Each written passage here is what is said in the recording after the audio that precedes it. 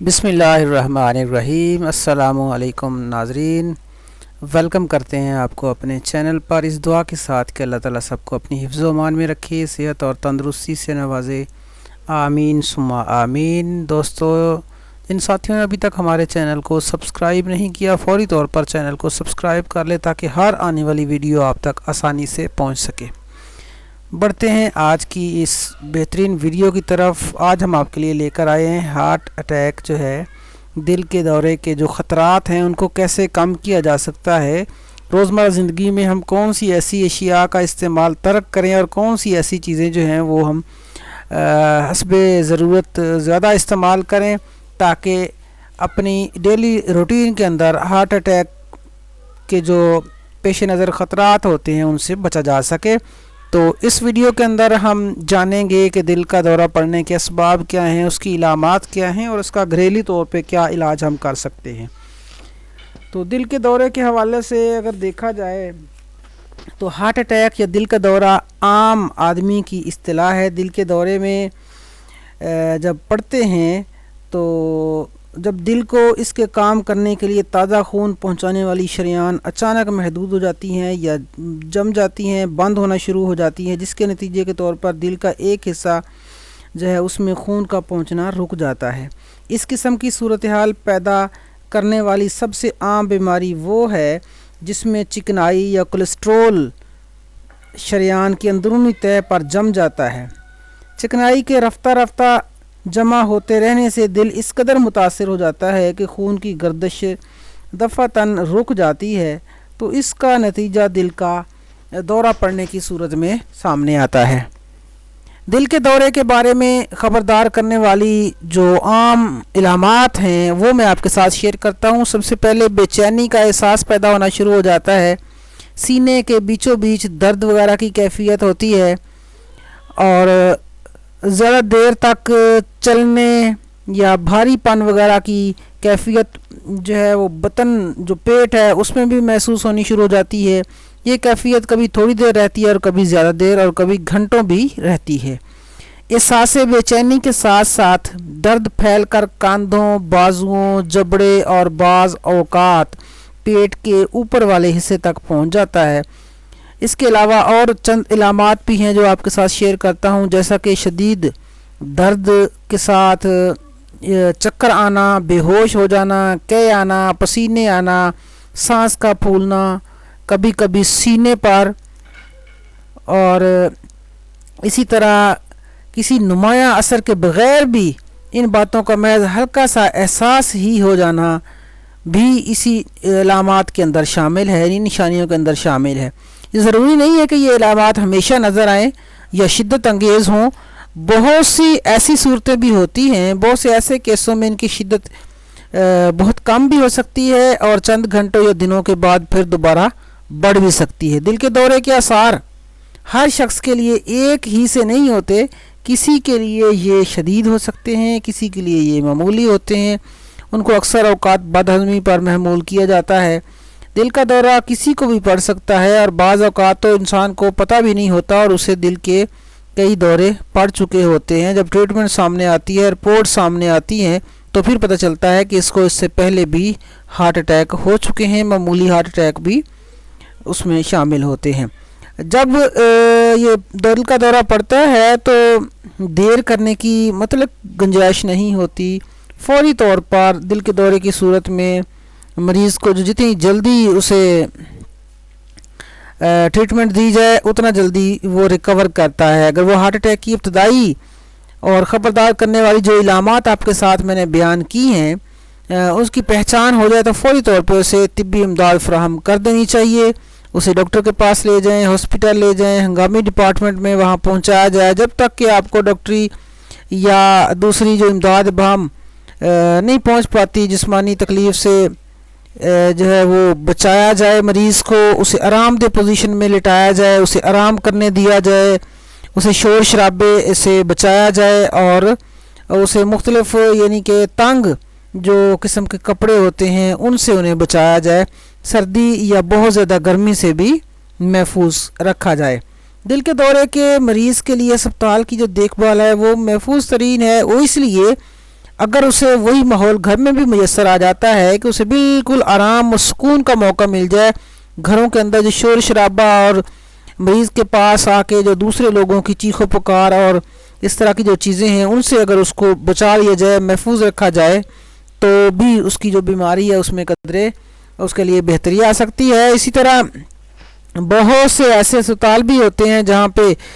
مریضوں کا ایک علیحدہ اس علاج کا اسپتال ہوتا ہے، دل کا جو وارڈ علیحدہ بنایا جاتا ہے۔ اس کا مقصد ہی یہی ہوتا ہے کہ وہاں پہ دل کی بیماریوں کے لیے مخصوص کر دیا جاتا ہے اسے، اور جہاں ضروری ادویات، خصوصی ساز و سامان، تربیت یافتہ سٹاف ہوتا ہے، ڈاکٹر، عملہ، نرسیں وغیرہ مریض کی دیکھ بھال کے لیے وہاں پہ موجود ہوتی ہیں۔ فوری علاج اور مناسب دیکھ بھال صحت یاب ہونے کے لیے ضروری ہے۔ اس کے متاثرہ حصے میں فوری طور پر خون کی سپلائی جو ہے اسے فوری شروع ہو جاتی ہے، اور صحت یاب ہونے میں مختلف افراد کو الگ الگ وقت درکار ہوتا ہے۔ کچھ مریض ایسے ہوتے ہیں کہ بہت جلد ریکور ہو جاتے ہیں، اور کچھ مریض جو ہیں وہ آہستہ آہستہ بحال ہوتے ہیں۔ ہارٹ اٹیک کے کچھ وقت میں اس مریض کی بحالی جو ہے وہ شروع ہو سکتی ہے، لیکن اس کے لیے ضروری ہے کہ مریض اور اس کے گھر کے لوگ، ڈاکٹر، نرس، ماہر خوراک، ماہر جسمانی تربیت سے جتنے بھی ہیں اس کو مکمل ترتیب کے ساتھ پورا تعاون کریں۔ مریض کو دوا کی ضرورت ہوتی ہے تو اسے بر وقت دوا ملے، اسے خوراک کی جو ضرورت ہوتی ہے بر وقت اسے وہ خوراک ملے۔ اس کے علاوہ جسمانی حرکت جتنی اس کے لیے ضروری ہے وہ اسے بر وقت پہنچائی جا سکے۔ اس طرح کے اقدامات فوری طور پہ ضروری ہوتے ہیں، لہذا لازمی ہے اس بات کے حوالے سے کہ گھر والے اس میں پورا اپنا تعاون کریں۔ اگر ان کا رویہ مثبت ہوگا تو انشاءاللہ جو پیشنٹ ہے وہ بھی جلدی ریکور کر جائے گا، اور دل کے دورے سے وہ مریض جو ہے وہ بچ جائے گا۔ تو اسی طرح ڈاکٹر کی جو دیکھ بھال ہے وہ بہت ضروری ہے۔ اس کے علاوہ اگر دیکھا جائے تو ہارٹ اٹیک کے خطرے کو کس طرح کم کیا جا سکتا ہے، جو ہمارا آج کا موضوع ہے، جو ہمارا ٹاپک ہے کہ ہارٹ اٹیک جو روزمرہ زندگی میں اس کی بیماری بہت زیادہ بڑھ چکی ہے، ان کے خطرات کو ہم کم کیسے کر سکتے ہیں۔ تو اس کے لیے ضروری ہے کہ ایسے عناصر کو کم کیا جائے جس سے دل کے دورے کا خطرہ پیدا ہوتا ہے، جیسا کہ دل کا دورہ پیدا کرنے والے اہم عناصر میں ہائی بلڈ پریشر ہے، اور اس کو بھی کنٹرول رکھا جائے۔ اور جب 35-40 سال کی عمر کو ایک بندہ پہنچ جاتا ہے تو پھر اسے اس چیز کا احساس ہونا چاہیے اور خیال ہونا چاہیے کہ اپنی روزمرہ غذائیت کے اندر ایسی چیزوں کا استعمال مت کرے جو ہارٹ اٹیک کا موجب یا باعث بنتی ہیں یا ہائی بلڈ پریشر کا باعث بنتی ہیں، اور پھر زیادہ کولیسٹرول والی جو خوراک ہے وہ اس کا استعمال بھی ترک کر دے۔ اسی طرح منجمد جو چکنائیاں ہیں جمی ہوئی ہے، اور سگریٹ نوشی اور روزمرہ کا جو ہیوی ورک ہے، بہت زیادہ سخت کام ہے، دباؤ والا کام ہے، اس سے وہ پرہیز کرے، اور زیادہ موٹاپا وغیرہ جو ہے اس سے بھی اپنے آپ کو بچائے۔ اور اسی طرح جو ورزش نہ کرنے والے لوگ ہیں ان کو بھی یہ چاہیے کہ وہ اپنی ایکٹیویٹی جو ہے وہ اس انداز سے رکھیں، ہلکی پھلکی ورزش ضرور کریں تاکہ اس طرح کے جو نقصان ہیں ہارٹ اٹیک کے اس سے بچا جا سکے۔ ان میں کافی باتوں کو درست کیا جا سکتا ہے، لیکن خطرہ پیدا کرنے والے جن عناصر میں تبدیلی نہیں کی جا سکتی وہ 45 برس سے اوپر کی عمر اور وراثتی عوارض وغیرہ جو ہیں وہ مد نظر رکھنا ضروری ہے۔ اپنے طرز زندگی کو بدل کر خطرہ پیدا کرنے والے عناصر کو ٹھیک کر کے مرض پر قابو پایا جا سکتا ہے، اور طویل تر اور زیادہ صحت مند زندگی گزارنے کے امکانات کو بہتر بنایا جا سکتا ہے۔ ایک بات واضح ہے کہ زندگی جتنی اللہ تعالیٰ نے مقرر کر رکھی ہے وہ ایک سانس بھی اس میں آگے پیچھے نہیں ہونا، لیکن جو زندگی مقرر کی ہوئی ہے اللہ تعالیٰ نے اس کو بہتر انداز سے، آسانی کے ساتھ اور اچھے انداز سے اگر گزار لیا جائے تو اس کی ہی ضرورت، ڈاکٹر کی ضرورت کو وہاں پہ مد نظر رکھا جاتا ہے۔ تو ہارٹ اٹیک کو روکنا ہی ہارٹ اٹیک سے بچنے کا سب سے بہترین طریقہ ہے۔ اب بھی وقت ہوتا ہے، اور ابھی بھی آپ بہت سارے جو ہے آج ہی فیصلہ کر کے بہت سارے حادثات سے اپنے آپ کو بچا سکتے ہیں۔ دل کی کیفیات کا اگر ذکر کیا جائے تو انسانی جسم میں دل ایک اعضائے رئیسہ کی حیثیت رکھتا ہے۔ سارے جسم کی پرورش اور اس کی صحت کا دار و مدار دل کی صحیح گردش خون کے تابع ہوتا ہے۔ انسانی جسم میں بے شمار چھوٹی بڑی ایسی شریانیں ہیں جو خون کو ایک مقام سے دوسرے مقام تک پہنچاتی ہیں۔ دوران خون کے لیے ان کی صحت مندی انتہائی ضروری ہے۔ امراض قلب میں عام طور پر ان شریانوں میں خون کم بھی ہو سکتا ہے اور بند بھی وہ ہو سکتی ہیں، یا پھر ان دونوں کے درمیانی جو صورت ہے وہ بھی ہو سکتی ہے۔ پوری طرح بند تو نہ ہو، لیکن خون کی رسد نہایت اگر قلیل ہو جائے، اس وجہ سے بھی عارضہ قلب زیادہ یا کم بھی ہو سکتا ہے۔ امراض قلب میں جو لوگ مبتلا ہوتے ہیں، مطلب جو لوگ اس بیماری میں مبتلا ہوتے ہیں، وہ عام طور پر ان 3 کیفیتوں میں سے کسی ایک میں بھی مبتلا ہو کر معالج کے پاس پہنچ جاتے ہیں یا آ جاتے ہیں۔ دل کے جو امراض جو ہارٹ اٹیک کا موجب بنتے ہیں، ان کی اگر ان میں دیکھا جائے تو دل کی ساخت کا چربی میں بدل جانا، دل کے لحمی ریشوں کا خراب ہو جانا، اسی طرح بے چینی، تنگی نفس، تنفس یعنی سانس لینے کی جو تنگی ہے، اسی طرح دل کی آواز میں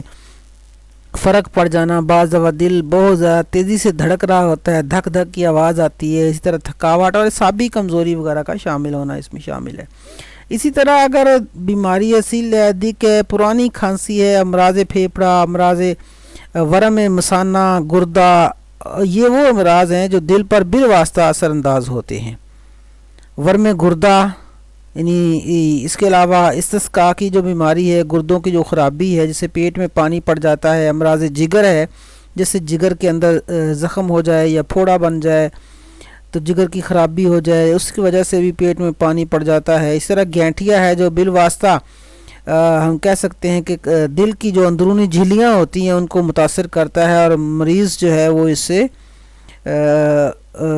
اس تکلیف میں پڑ جاتا ہے۔ اس طرح یہ شوگر ہے، ذیابیطس ہے، وہ مریض کی قوت مدافعت اور دل کی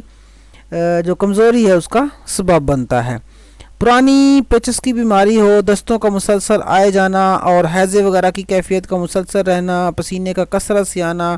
یہ وہ آثار ہیں جو جسم کے ساتھ ساتھ دل کی قوت کو بھی کمزور کر دیتے ہیں۔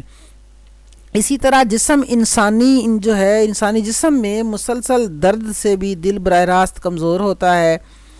اس طرح بلڈ پریشر کا بڑھ جانا، سر کا چکرانا، بکثرت چکر آنا وغیرہ وغیرہ، سارے دل کی جو حرکات غیر منظم جس وجہ سے ہو جاتی ہے، یہ ساری وجوہات ہارٹ اٹیک کا موجب بن سکتی ہیں، دل کے دورے کی وجوہات بن سکتی ہیں۔ اسی طرح حد سے زیادہ دماغی جسمانی محنت جس کے ساتھ آرام بھی کم ہو، غذائیت بھی ناکافی ہو اور نیند بھی کم لی جائے، اگر کم از کم ایک صحت مند انسانی جسم کے لیے 8 گھنٹے کی نیند کا ہونا ضروری ہے، اگر اسے 8 گھنٹے کی نیند نہیں پوری ملتی تو اس کا مطلب یہ ہے کہ اسے زندگی کو وہ صحت مند نہیں رکھ سکتا، اور وہ دل کی بیماری میں مبتلا ہو سکتا ہے، دماغ کی بیماری میں وہ مبتلا ہو سکتا ہے، اعضائے رئیسہ جو ہیں اس کے وہ کمزور ہو جاتے ہیں۔ تنگ و تاریک مکانات میں رہنا، پلنا بڑھنا اور روشنی کی کمی ہونا، اس طرح دل اور پھیپھڑوں کو اور زیادہ وہ کمزور کرتا چلا جاتا ہے۔ کسی بھی جسم میں خون کا زیادہ اور مسلسل اخراج وہ بواسیر کی صورت میں بھی ہو سکتا ہے، تھوک کے ساتھ خون آنے میں بھی ہو سکتا ہے، نکسیر کی صورت میں بھی ہو سکتا ہے، عورتوں کو حیض کی صورت میں بھی ہو سکتا ہے۔ اسی طرح یہ جو خون کا یا کٹ وغیرہ جسم سے لگنے سے بھی ہو سکتا ہے، یہ دل کو کمزور کرتا ہے۔ عورتوں میں جو لیکوریا کا مرض ہوتا ہے، لیکوریا کا جو مرض ہے، اور اسی طرح پھیپھڑوں کے جو زخم وغیرہ ہیں جس کی رطوبت کے اخراج سے مریض کی قوت مدافعت اور طاقت کمزور ہونے لگتی ہیں، اس کی ہڈیاں گھل گھل کے، اور اسی طرح مرد کے اندر جو مسلسل مشت زنی وغیرہ کا جو سبب بنتے ہیں، اور اس کے ساتھ ساتھ اگر اسے مسلسل مادہ منویہ کا اخراج ہوتا ہے، کثرت مباشرت ہے،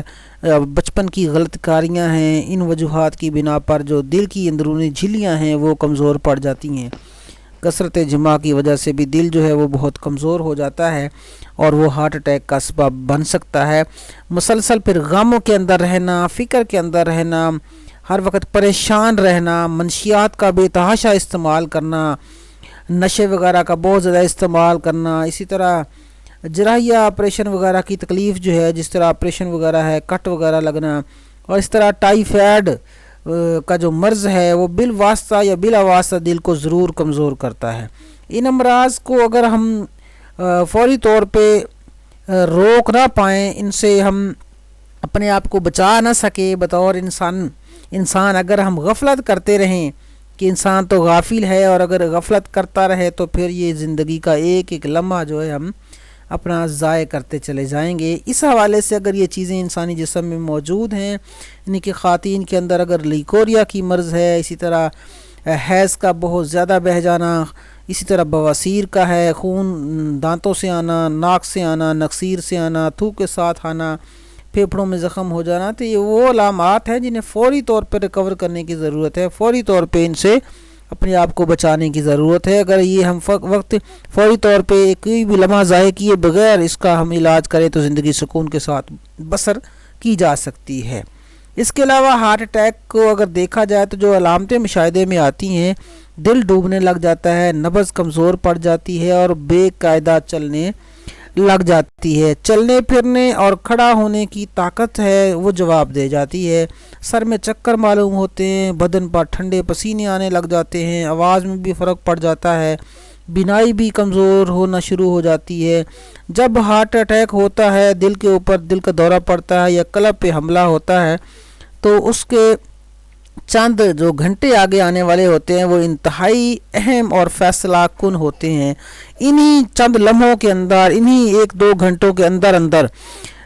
مریض جو ہے اس کو فوری طور پر ریکوری کی ضرورت ہوتی ہے، اسے فوری طور پہ دیکھ بھال کی بھی ضرورت ہوتی ہے، مناسب ماحول کی ضرورت ہوتی ہے اور اسے مناسب ٹریٹمنٹ کی ضرورت ہوتی ہے، بر وقت ادویات کی اور ابتدائی طبی امداد کی ضرورت ہوتی ہے۔ جو اسے اگر بر وقت مل جائے تو وہ اپنی زندگی میں واپس لوٹ آتا ہے، ریکور کر جاتا ہے۔ اور میں یہ امید کرتا ہوں کہ یہ جو آج چیزیں ہم نے ڈسکس کی ہیں، آپ کے ساتھ میں نے رکھی ہیں، ان چیزوں کو اگر آپ بر وقت ان سے استفادہ حاصل کریں گے تو انشاءاللہ اپنی صحت کے آپ خود ضامن ہو سکتے ہیں، اور اس طرح کی جن چیزوں سے منع کیا گیا ہے ان سے اگر اپنے آپ کو آپ روکتے ہیں تو ضرور انشاءاللہ آپ جو ہے اپنی صحت کا خیال رکھ پائیں گے، اور اس خطرناک بیماری کے اندر جو پاکستان میں یہ بیماری بہت زیادہ بڑھتی جا رہی ہے اس سے آپ اپنے آپ کو بچا سکیں گے۔ تو میں امید کرتا ہوں کہ آج کی جو ویڈیو ہے یہ آپ کو بہت ہی زیادہ اس سے معلومات حاصل ہوئی ہوں گی، اور اسی طرح جو معلومات آپ تک پہنچی ہیں آپ بھی ان معلومات کو اپنے دوستوں کے ساتھ شیئر ضرور کریں، اپنے دوسرے ریلیٹیوز کے ساتھ واٹس ایپ کے اوپر، ایمو کے اوپر، فیس بک کے اوپر یا انسٹاگرام کے دوسری آئیڈیز جو ہیں اس کے اوپر آپ سوشل میڈیا پہ ضرور شیئر کریں تاکہ باقی لوگ بھی اسے فائدہ حاصل کریں۔